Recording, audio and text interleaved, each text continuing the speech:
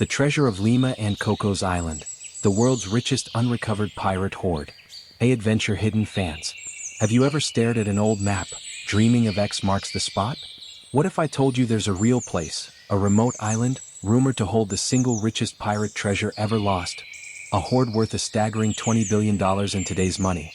Before we dive into the incredible true story of Captain William Thompson's betrayal and the legendary Treasure of Lima, hit that like button if you're ready for the ultimate real-life treasure hunt. And if you're new here, subscribe to join our expeditions into history's most baffling enigmas and lost fortunes. Now prepare to set sail. Intro. Deep in the Pacific, cloaked in mist and dense jungle, lies Cocos Island. A remote, uninhabited speck of land, it's earned a mythical reputation as the ultimate pirate hideout, the guardian of history's most tantalizing secret, the Treasure of Lima. In the chaotic year of 1820, as revolution swept South America, the entire accumulated wealth of colonial Peru, a colossal fortune in gold, silver, and priceless jewels, was entrusted to a British merchant captain, William Thompson, for safekeeping. But Thompson was no ordinary captain. He was a pirate in disguise. What followed was an audacious betrayal, a daring burial, and the birth of a legend. For over 200 years, presidents, aristocrats, and adventurers have launched relentless expeditions to this remote island, driven by the lure of a hoard now estimated to be worth $20 billion. But Cocos Island has held on to its secret, frustrating every attempt. This is the incredible true story of greed, betrayal, and the world's richest unrecovered pirate hoard. The legend of the Treasure of Lima begins with an empire on the brink of collapse. If you're already captivated by the sheer scale of this lost fortune, make sure to subscribe to Adventure Hidden. We're about to uncover how an entire continent's wealth ended up in the hands of a treacherous pirate. Your support helps us bring these incredible lost stories to light. Chapter 1. The Riches of a Viceroyalty, Lima's Golden Age. To truly appreciate the magnitude of the Treasure of Lima, we must first understand the city itself. In the early 19th century, Lima, the capital of the Viceroyalty of Peru, was not just a city. It was the jewel of the Spanish Empire in South America. For nearly 3 centuries, vast quantities of gold and silver had flowed from the rich mines of the Andes, Potosí being the most famous, to Lima. Here it was refined, minted, and collected, destined for the coffers of Spain. Lima was a city of immense wealth, grandeur, and power. It boasted opulent churches adorned with gold and silver, palaces filled with fine art, and wealthy merchants whose fortunes rivaled those of European nobility. Its churches in particular were famously lavish, glittering with precious metals, jewels, and religious artifacts accumulated over generations. The Cathedral of Lima, the Church of San Francisco, and other ecclesiastical institutions held priceless collections of golden chalices, jeweled crucifixes, solid silver altars, and life-size statues crafted from pure gold. These weren't mere decorations. They were the embodiment of centuries of colonial wealth and devotion. By 1820, however, this golden age was under threat. The winds of revolution were sweeping across South America. Simón Bolívar's forces, fighting for independence from Spanish rule, were steadily advancing. The Spanish viceroy of Peru, fearing that Lima's incredible wealth would fall into the hands of the revolutionaries, made a desperate decision. He ordered that the most valuable treasures of Lima, not just the royal treasury, but also the priceless religious artifacts and private fortunes of the elite, be consolidated and moved to a safer location. This treasure, a staggering collection of an entire continent's accumulated riches, was prepared for transport. It was a fortune that had taken generations to amass, now facing imminent capture. The plan was to load it onto a ship and transport it north, possibly to Panama or Mexico, to keep it out of the hands of Bolívar's revolutionaries. This set the stage for one of history's most audacious betrayals and the eventual disappearance of a legendary hoard. Chapter 2. The Betrayal, Captain William Thompson's Audacity. With Bolívar's forces closing in, the Viceroy of Peru frantically sought a reliable means to transport Lima's immense treasure to safety. He settled on the British merchant brig, the Mary Dear, under the command of Captain William Thompson. A British national, Thompson was seen as a neutral party in the Spanish-American conflict, and his ship was considered safe. The treasure was meticulously loaded onto the Mary Dear at the port of Callao, near Lima. The cargo was extraordinary. It reportedly included 2 life-sized solid gold statues of the Virgin Mary and the Christ Child. These alone would be worth hundreds of millions today. A solid gold and jewel-encrusted altar from the Church of Nuestra Señora del Carmen, believed to be encrusted with over 100,000 precious stones. Hundreds of gold and silver chalices, crucifixes, and religious artifacts. 73 tons of gold bars, an almost incomprehensible weight. Piles of silver ingots and countless chests of gold and silver coins. Jewels including diamonds, emeralds, and rubies. The sheer volume of this treasure was overwhelming.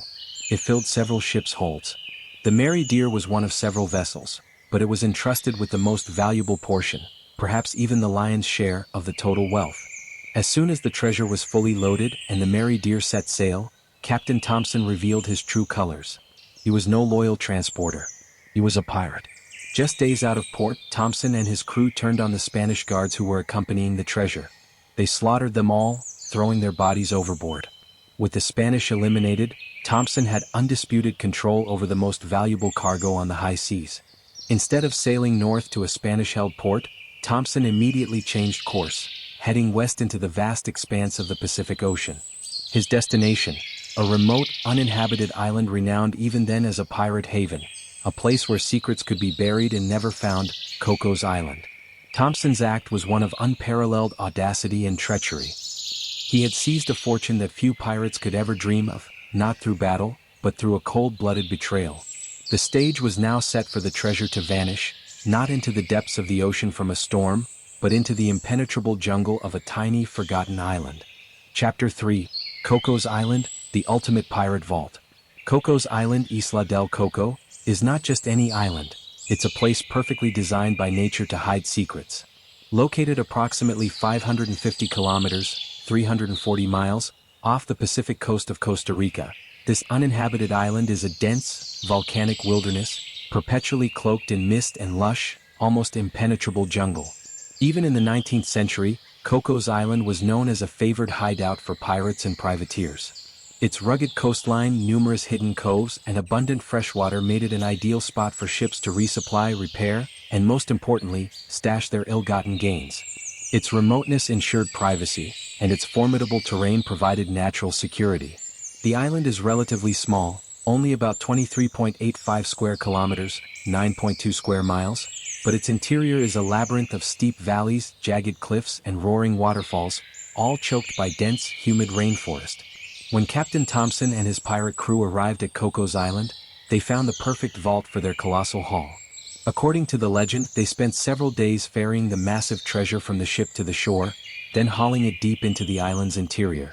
The exact burial spot remains the core of the mystery, but popular belief places it somewhere in one of the island's many caves or hidden gullies, perhaps near one of its numerous waterfalls or distinctive rock formations. Thompson's plan was clear: hide the treasure, return later with a smaller, less conspicuous vessel, and retrieve his riches. However, fate, as it often does in pirate tales, intervened.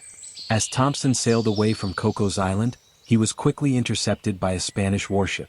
He and his crew were captured, tried, and condemned to hang.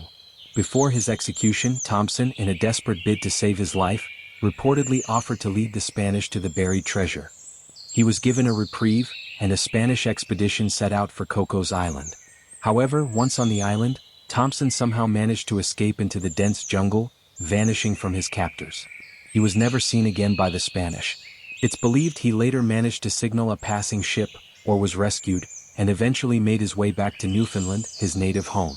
The Spanish returned empty-handed, and the Treasure of Lima, sealed by Thompson's cunning in Cocos Island's impenetrable wilderness, became a tantalizing legend, the world's richest unrecovered pirate hoard, waiting to be found.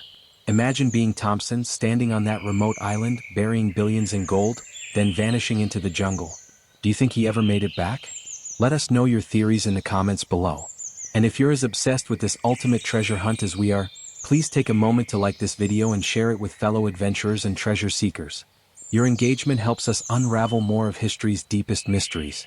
Chapter 4, The Clues and Confessions, A Trail of Betrayal and Maps. The disappearance of Captain Thompson and the colossal Treasure of Lima didn't end the story, it merely moved it into the realm of legend and obsession. Over the next 2 centuries, tantalizing clues, deathbed confessions, and cryptic maps would emerge, each fueling the endless quest for the Cocos Island gold. One of the most significant pieces of the puzzle comes from Thompson himself, or rather, from those he allegedly confided in. According to various accounts, Thompson, after his supposed escape and return to Newfoundland, did not live a quiet, rich life. Instead, he apparently struggled and eventually shared his secret with a trusted friend, a man named John Keating. Keating, a former seaman, was reportedly given a detailed map or instructions for finding the treasure before Thompson's death. Keating, like Thompson, faced his own share of bad luck. He too tried to retrieve the treasure but was reportedly shipwrecked on Cocos Island during an attempt. He was rescued but never managed to get the treasure. Before his death, Keating passed on the secret, including a copy of Thompson's map, to a German sea captain named August Gissler. Gissler became perhaps the most famous and certainly the most persistent of the Cocos Island treasure hunters. He was utterly consumed by the legend. He lived on Cocos Island for over 20 years, from 1889 to 1908, conducting extensive searches, digging countless holes and meticulously studying the terrain. He brought supplies, planted coconut palms, hence the island's name though named much earlier, and built rudimentary shelters. Despite his decades of tireless effort, Gissler found nothing of the main hoard, only a few gold coins, a tantalizing hint, but far from the billions. His unwavering belief, however, cemented the island's reputation as the hiding place for the treasure.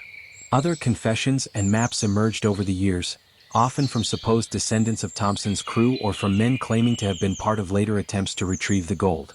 These included a supposed chart created by a man named Nicholas Fitzwilliam, who claimed to be the last survivor of Thompson's crew, detailing 5 specific burial sites on the island. Various cryptic poems and riddles allegedly leading to the hoard. Tales of secret caves, tunnels, and booby traps designed to protect the treasure. The problem with these clues, of course, is their dubious authenticity.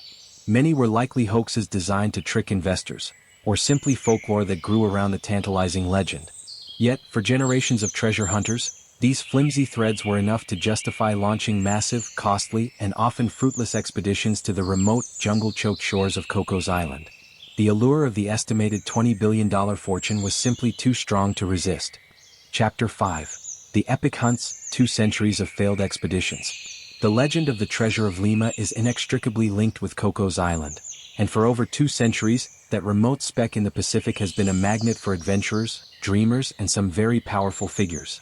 It's estimated that over 500 expeditions have landed on Cocos Island in search of the treasure, making it arguably the most sought-after lost treasure site in the world.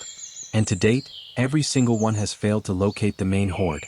Some of the most notable expeditions include August Gissler, late 19th, early 20th century as mentioned. Gissler epitomized the obsessive treasure hunter, spending 2 decades of his life on the island. He dug extensive tunnels and trenches, leaving the island scarred with his efforts, but ultimately found nothing but a few gold coins, perhaps from a smaller, earlier cache. Keating's map expeditions, early 19th century. The initial attempts following John Keating's purported map were among the first. These were often rudimentary affairs, limited by technology and the sheer difficulty of penetrating the island's interior. Private and government-backed ventures. 20th century. As technology advanced, so did the ambition of the expeditions. Wealthy individuals, syndicates, and even some government-backed groups invested massive sums. They brought steamships, heavy digging equipment, and later metal detectors and sonar. The Roosevelt connection. Even figures like Franklin D. Roosevelt, before he became President of the United States, made 2 trips to Cocos Island in the 1930s on his yacht, the Nurmahal, ostensibly for fishing, but it's widely believed he was captivated by the treasure legend and indulged in some amateur treasure hunting. Modern expeditions. Late 20th to 21st century. With modern archaeological techniques, ground-penetrating radar, and advanced diving equipment, more recent expeditions have been far more sophisticated. However, the island is now a protected national park of Costa Rica, meaning treasure hunting is strictly prohibited.